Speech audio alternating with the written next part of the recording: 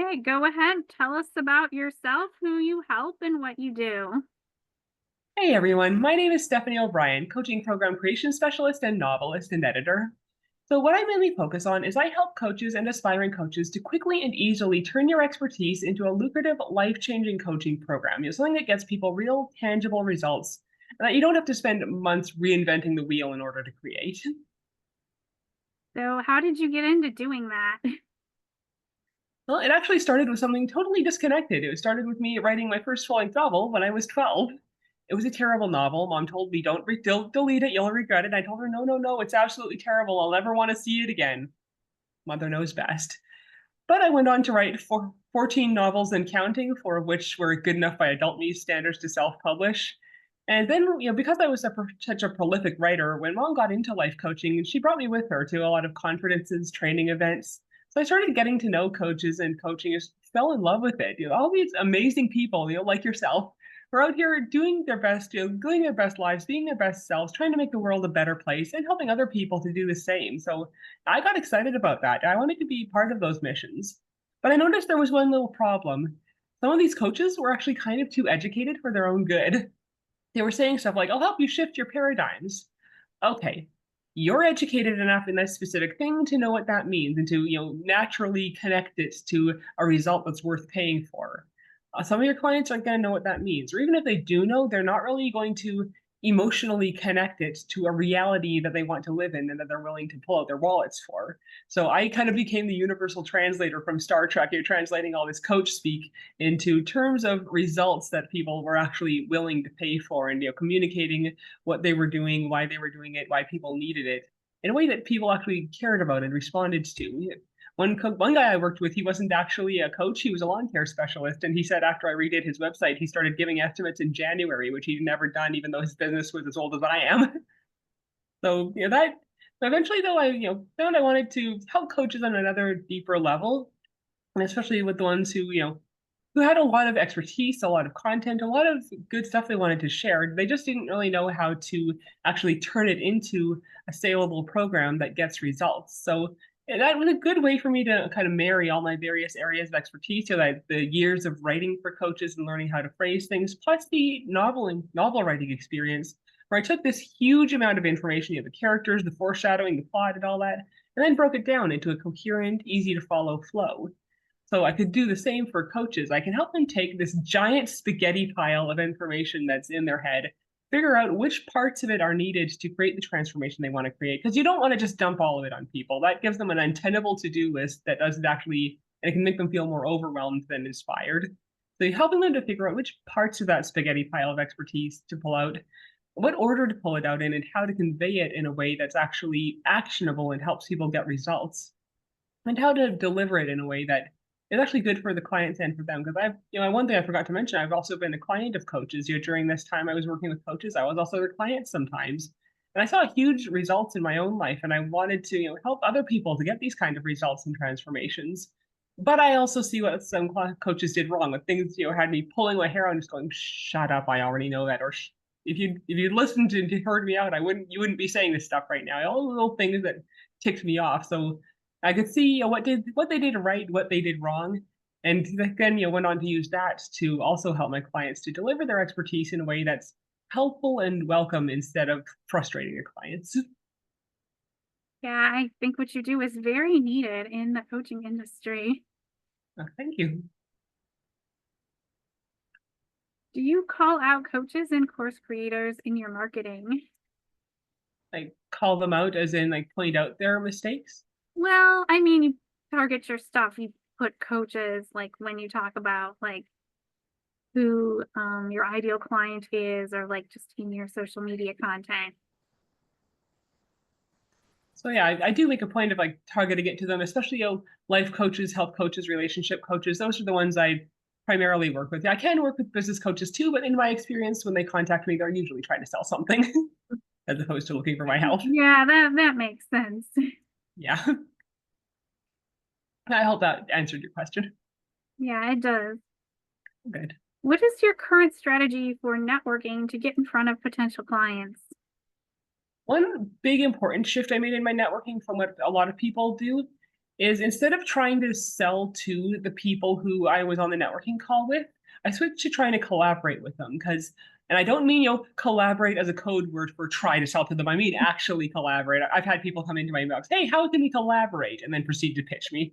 So yeah, I mean actually collaborate. For example, I look for people who serve people in a way that complement me. Like, for example, they could be the step before me or the step after, like somebody who is working with people who are in corporate and who is helping them to figure out what they want to do with their life and how to, if they want to become business owners, how to set up a business.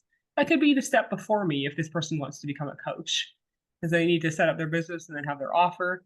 And whereas somebody who really specializes in a specific type of marketing could be the step after me. I help the coaches create the coaching program or training program, and the other person helps them sell it. Now, I don't really work with generic marketers because honestly, I'm inundated with them, and I can't really recommend them because they're just too generic. But if somebody has a really specific type of marketing they really specialize in, then they are another type of people I want to collaborate with. So I keep an eye out for those people on networking calls, and then I follow up with them. One thing I actually do is I have a document for every networking event, and I write down the name, contact info, and any notes I have about each person. And then I put a trio of little symbols by their name, like 3@ symbols, 3% symbols, next to all the ones I want to follow up with. I don't follow up with everyone because that's just too time consuming, and if it's not a fit, it's a waste of my time and theirs. So I pick out the ones who might have the same ideal client as me, but serve them in complementary ways. And I send them an email. Hey, this is Stephanie. We met in so and so event. Here's how I think we can collaborate. No generic emails, no frickin' no adding them to your newsletter list and just pumping out a newsletter at them. Follow up with them in a way that lets them know who you are, where you met, and why you're reaching out to them. I think those are some really great tips that people should be mindful of when networking. It's not a place to just pitch your thing. They'll find out about what you offer soon enough and can ask for it if they find that it's something they want. Yeah, they're there to sell their stuff, not to be sold to. So, if you can help them to sell their stuff, like have a cross promotion, interview each other, promote each other's events, that's more along the lines of what they're looking for, as opposed to, if you take that approach, if you take that a collaborative approach, you're going to get a lot more people responding to you and actually wanting to work with you. Plus, for every connection you make, you're going to get a lot of it in front of a lot more potential clients versus if you were just trying to pitch to people who are not there to buy. How have you changed the way that you network over time since you started doing what you're doing?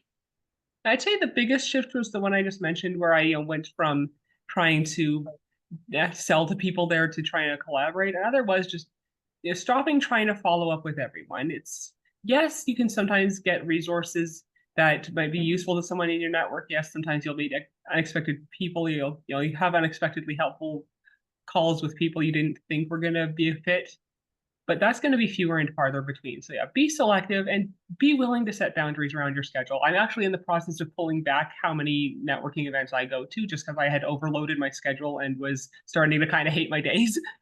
So yeah, definitely be willing to set boundaries. If you have to cancel a networking event in order to fit everything else in, be willing to do that. So have a good list of networking events, but don't try and cram in all the networking events and follow up with all the people.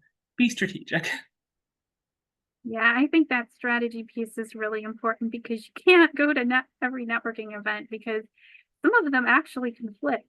So, Yeah. Oh, and do make sure though that you actually do follow up with people, because I find a lot of people don't really follow up. And oh, and make sure, for goodness sake, make sure you put your info in the client or in the chat. I've had people, some networking events, they include an instruction. Hey, if you want to talk with Stephanie, who just gave her elevator pitch, put her name in the chat. So I find people who put my name in the chat, so they've indicated they want to talk to me, but they didn't put their contact info in, so I can't reach them. And they just have their first name in how the Zoom has the little place where you show your name. They just have their first name, so good luck finding them.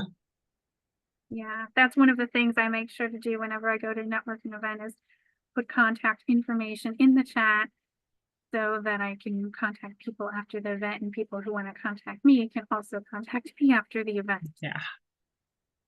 Yeah, very important. Otherwise, you're pretty much wasting your time.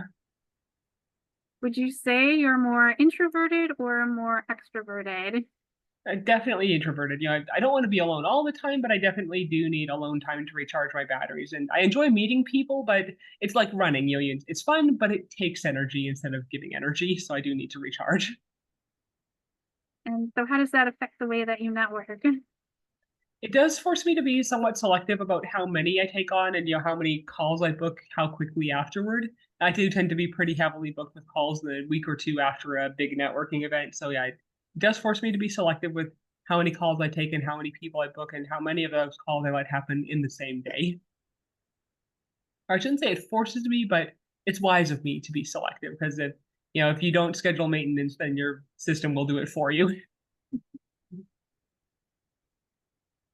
Do you prefer networking in groups or having more one-to-one conversations? I usually do both in that order. I go to networking groups where I meet a bunch of people, and then I schedule follow-up calls where we get to know each other in more depth. Yeah, that makes sense. It's kind of the more efficient way to do it. Yeah. And in my first follow-up email, if I do in fact want to have a call with that person, I could just give my calendar in that first email. I tell them, hey, here's how I'd love to collaborate with you. If that sounds like something you want to explore, here's my calendar link. Mm. I found that saves a lot of back and forth about whether or not we're gonna have a call. Would you say getting comfortable being uncomfortable is part of the entrepreneurial skill set? Yeah, very much so. There are a lot of things you try it for the first time and you're gonna feel awkward, you're gonna feel uncomfortable. It just takes some getting used to. Though I have found with networking events, if you come at it with that attitude of service, of collaboration, of helping people get what they're on the call to do in the first place, a lot of that awkwardness and that pressure to make a sale goes away. You're still positioning yourself to make sales, but you're not as pressured to make sales and staking your success and your self-esteem on making sales to people who aren't there to be sold to. I think that's a great tip. So thank you. And to those of you listening, sorry about all the coughing. I'm just on the tail end of a cold here, as you can probably hear in my voice a bit. Did you invest money either in networking groups or in coaching on networking? I have bought several coaching courses. At one point early in my business, I bought like 6 of them at once, which is a terrible mistake. Never do that. You will not have time to implement them all. So I'm a lot more selective now about what I invest in. But when it comes to networking groups, honestly, I've got so many free ones competing for my time. There is just no reason for me to buy a paid version. Maybe in the future, if I was going to buy a paid version, it might be JV Directory. That's one of the networking groups I go to for free right now. You can meet so many people. If you want to meet a lot of people in a short amount of time, JV Directory is called the place to go. I could actually I could add a link to this if you want, if people want to sign up through that. But yeah, there is a paid version of it, which allows you to speak earlier in the networking group, and it also gives you a directory of people. You can search by list size, by what kind of collaboration they want, target audience, all that. So it's something I might consider in the future, but for now, I've just got so many people to follow up with from the paid stuff. It's as much as my introvert self can take. Yeah, you mean the free stuff. Or the free stuff, yeah. Sorry, Yeah, I've been on there's quite several a calls lot of today, and my introvert brain is a little fried. yeah, there's a lot of free stuff out there that sometimes people don't even realize is out there. So I recently put up a post in my group mentioning that and have people put their networking events in. I think I'll do that semi regularly. That makes sense. And if people, for those of you listening, if you want to get my list of networking events that I attend, feel free to reach out to me and let me know that you want the list of networking events, and I'd be happy to send that over. Did you make some online connections that you invested more time than you should have invested in terms of networking? And what did you learn from that? Yeah, I've definitely had some like that. And one thing I learned was to be selective about how long you follow up with people. If somebody's going through a challenging time, they've got a death in the family or an illness or something, then I give them more leeway. But if I've followed up with someone a few times, I used to just keep on following up and following up and following up. Nowadays, if they don't respond to 3 or 4 messages, I just let them go. So yeah, don't spend too much time following up with people who aren't that interested in it. And the 3 or 4, that's only for people who I really think could be a good fit. If it's just, maybe possibly could be a good fit, I'll do it once or twice, and then if they don't respond, I just quit. There are too many people I'm meeting for me to spend too much time on the ones who aren't going to give back the same energy. Yeah, that reciprocal energy is so important. Yeah. Yeah, and make sure that you actually put the follow-ups in your calendar. That's another mistake I made for a while, was not actually putting the follow-up to the event in my calendar. And then there I am trying to squeeze it in between all these other tasks, and it's just not working. So now whenever I schedule myself to go to a networking event, I put this period, like an hour or so for following up with people, in the calendar, either later on the same day or the next day. What are your thoughts on tapping into your intuition when networking? Yeah, when networking, I find my intuition, I think most people's is pretty accurate. I do pay attention to, does somebody feel like they're a good fit? Do they give me a bad vibe? Do they make me comfortable or uncomfortable? If somebody's giving you a bad vibe, chances are you're not really going to feel motivated to work with them anyway. You won't be comfortable with interacting with them or sending referrals to them. And I find when, say I'm now on Facebook checking out friend requests I got, I found that certain profiles kind of have a certain smell to them. If I scroll down far enough, like, yep, yet another appointment setter sock puppet account. So yeah, do pay attention to your intuition when it comes to people. I've been in some bad business relationships and bad other relationships because I didn't listen. I've definitely learned better to just learn the easy way from your intuition instead of the hard way from wishing you had. Yeah, and that can also be somewhat having those experiences as well. Like I added too many friend requests from appointment setters early on, and then I realized, you know what, this is wasting my time. Yeah, it's gotten to the point where if I get a friend request from someone who I know is going to try and sell me something I don't want, I won't even accept it because I already know exactly how it's going to go. They're going to pitch me. I'm going to say no. I'm going to spend the whole conversation fending them off. So, like, I've seen this movie. I know how it ends. I don't need the rerun. You do need to rewind that. And how would you say your intuition is different from like your emotions? Because we talked about that whole getting uncomfortable part. That admittedly can sometimes be hard to parse. And sometimes you just kind of have to sit with it and kind of ask yourself, okay, what about this is making me uncomfortable? What about this is making me nervous? Can I actually identify anything? Is this reminding me of something that I don't like? I know sometimes it's best to err on the side of caution. Like one time I was, this isn't a business thing, but I was, driving in the Marmart parking lot just alongside the sidewalk, and there was this mother and child next to me, and I just suddenly had this really bad feeling about them. The kid wasn't doing anything unusual or wrong, but I had a really bad feeling. So thankfully there was no oncoming traffic, so I pulled into the opposite lane. Just as my wheels came alongside them, the kid fell right into the road where my wheels would have been. So if I hadn't listened to my intuition, I might have run over her head. Yeah, So it's so important to listen to that intuition. yeah. Do you have any closing remarks or things you want to add? Um, yeah, I know sometimes people can be nervous when offering their expertise to people. I just want to remind you, imagine if you went to the doctor and you had a problem and you taken time out of your day to get that problem resolved, and the doctor analyzed you, diagnosed you, and then didn't offer the solution. So now your problem isn't solved. You've wasted your time. You're feeling even more helpless and neglected than you were before. That's how it is with people in business. They need your help when at least come your target audience. They need your help. So whether you're networking or turning your expertise into a coaching program or whatever you're doing, just remember people need your help. So talk with them, treat them like people. Don't treat them like numbers that you just want to pitch your stuff at without finding out if they need it. But talk with them enough to find out if they need it, and if they do need it, remember that you're doing them a service by offering it. Do it gently, do it in a spirit of service. Don't just try and pressure them into it or offer it before they give an indication of needing it. But once they have given that indication of need or interest, be sure to make the offer. Yeah, I think that's a good point because I know a lot of people out there, self included, sometimes are afraid to put out that offer and, make that offer to people who do in Yeah. fact need it. So I think that's a really good point. Yeah. But just don't start with the questions about that too soon though, because I've had some people come into my inbox like, hey, what are your biggest struggles with client acquisition? Hun, it is too early in the relationship for you to be asking that. I can tell already you're just trying to maneuver yourself into a position to pitch me. I'm feeling like more like a target to you now than like a person. stop. I Like don't like it, those questions either, especially somebody I just met. yeah, so you take the time to talk with them about other stuff. You don't even have to talk about specifically their business. You could say, "Hey, I love that post about your cat. I have a cat too. Does your cat ever do this? My cat did that." Talk with them about them, their life, their family, their priorities.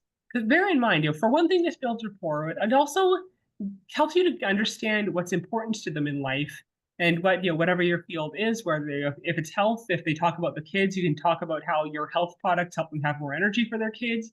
If you talked about, say, their cats, you could talk about how you helping them with their business helps them have more time for their cats, more money to spend on the inevitable vet bills when the cat does something foolish. So you can help to tie in not only does it build rapport, you can tie in your offer more to what their priorities are in life, what makes them tick, what makes them want to have your product or your service. Thank you so much. Oh, you're welcome.